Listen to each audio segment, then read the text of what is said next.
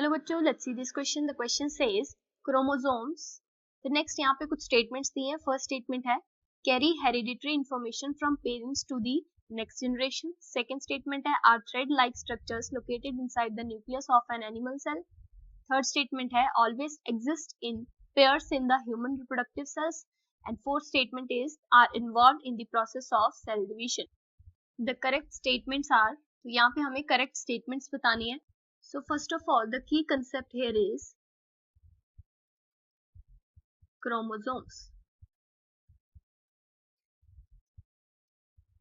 Chromosomes होते क्या हैं?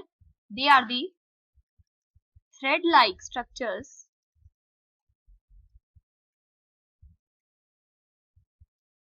present in the nucleus of plant and animal cells. बात करें इनकी कॉम्पोजिशन की, इसमें होता है डीएनए प्लस प्रोटीन्स, जिससे कि histone proteins and non histone proteins. ये एक्ट करते हैं as hereditary vehicle. That means they are passed from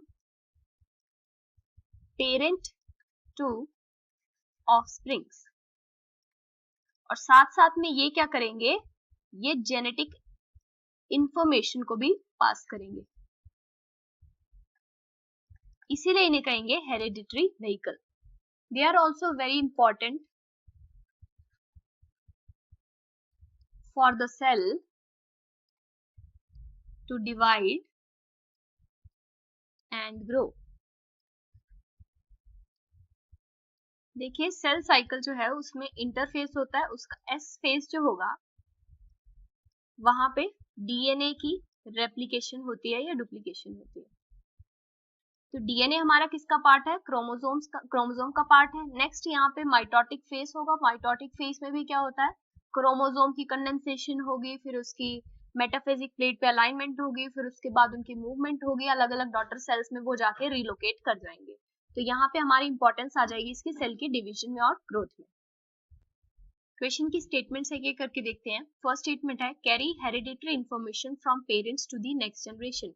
यानी ये क्रोमोसोम्स हेरिडिटरी व्हीकल का काम करते हैं. तो ये ऑप्शन हमारी यहाँ स्टेटमेंट करेक्ट हो जाती है. सेकेंड स्टेटमेंट है are thread like structures located inside the nucleus of an animal cell. Animal cell में तो होते हैं लेकिन ये प्लांट सेल्स में भी होते हैं, तो ये ऑप्शन, ये स्टेटमेंट हमारी यहाँ इनकरेक्ट हो जाएगी. थर्ड स्टेटमेंट है always exist in pairs in human reproductive sales. तो जर्म सेल्स की बात कर रहे हैं यहाँ पे. डुप्लीकेशन या पेयरिंग जो है वो कब होती है? सेल साइकिल में. तो सेल डिवीजन में जाके डुप्लीकेशन होती है. तो इंटरफेस में डीएनए की रेप्लिकेशन होगी और माइटोटिक फेस में वहां पे जाके इसकी पेयरिंग होगी. तो ये इनकरेक्ट हो जाता है. लास्ट स्टेटमेंट है are involve in the process of cell division. तो ये स्टेटमेंट हमारी करेक्ट है क्योंकि सेल डिवीजन में क्रोमोसोम्स इन्वॉल्व होते हैं.